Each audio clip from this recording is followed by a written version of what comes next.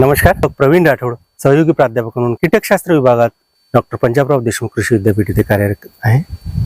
तर हे जे फिरोमोन ट्रॅप आहेत याचं महत्त्व आणि याचा उपयोग आपण जाणून घेणार आहोत.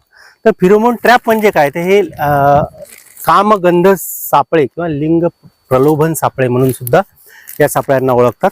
तर याचा रोल काय आहे, ते एकात्मिक कीड व्यवस्थापनाच्या दृष्टीने या सापळ्यांचा रोल व त्याची माहिती आपण जाणून घेऊया.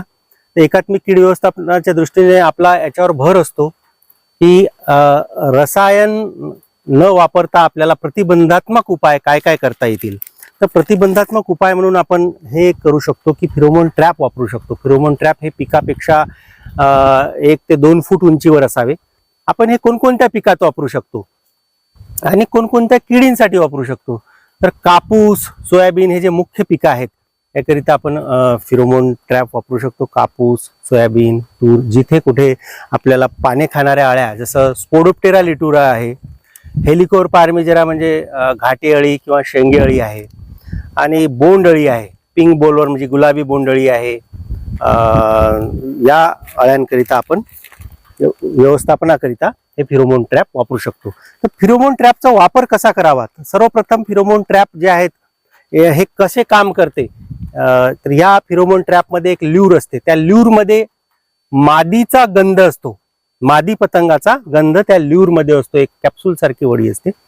ती कॅप्सूल आपण इथे लावली तर जे किडींच्या ज्या मादी पतंग आहेत ते त्या मादी पतंग इथे असल्याचा भास नर पतंगांना होतो आणि सर्व नर पतंग या ट्रॅप मध्ये इथे येऊन सगळे नर पतंग अडकतात.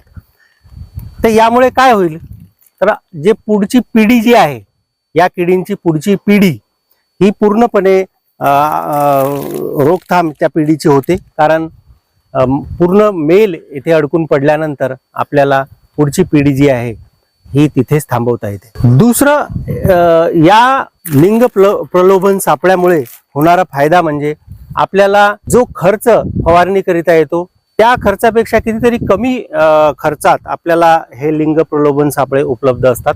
आणि याच्या वेगवेगळ्या ल्यूर ज्या असतात त्या जवळजवळ 3 आठवड्यापर्यंत काम करतात. त्या 3 आठवड्यानंतर त्यामधली जी ल्यूर आहे ती आपण बदलावी.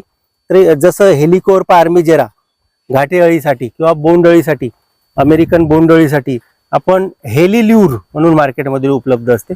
स्पोडोप्टेरा लिटुरा याकरिता स्पोडो ल्यूर, आणि जी पिंक बोलवर्म आहे कपाशीवरील गुलाबी बोंड अळी, या कपाशीवरील गुलाबी बोंड अळीच्या व्यवस्थापनाकरिता गॉसी ल्यूर म्हणून मार्केटमध्ये उपलब्ध आहे.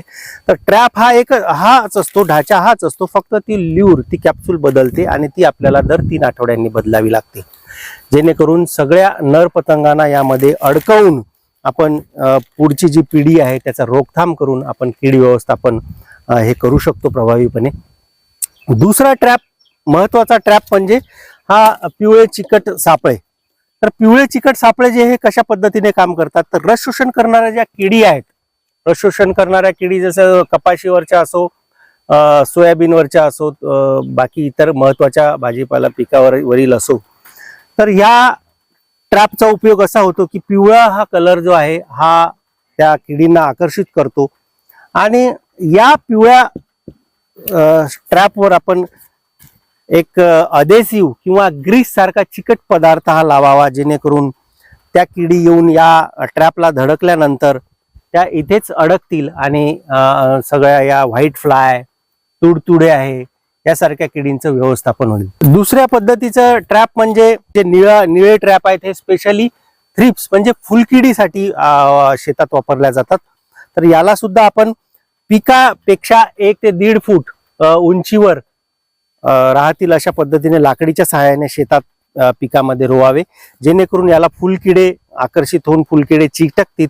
इथे आपल्याला दिसत आहे की काही किडी इथे चिटकलेली दिसत आहेत, कारण याला अधेसिव्ह हे ऑलरेडी लावलेलं आहे. तर अशा पद्धतीचे ट्रॅप हे जे आहे मार्केटमध्ये उपलब्ध आहेत रेडीमेड. आणि जर तुम्हाला तयार करायचे झाले तर अशा पद्धतीचे पिवळे पुठ्ठे तयार करून त्याला ग्रीस आपण जर अप्लाय केलं आणि लाकडीच्या सहाय्याने पिकामध्ये आपण जर हे रोवले 1 ते 1.5 फूट उंचीवर पिकापेक्षा, तर आपल्याला स्टिकी ट्रॅप पिवळ्या चिकट सापळ्याचा आणि ह्या निळ्या चिकट सापळ्याचा प्रभावीपणे वापर रस शोषण करणाऱ्या किडींच्या व्यवस्थापनाकरिता आपल्याला करता येतो. धन्यवाद.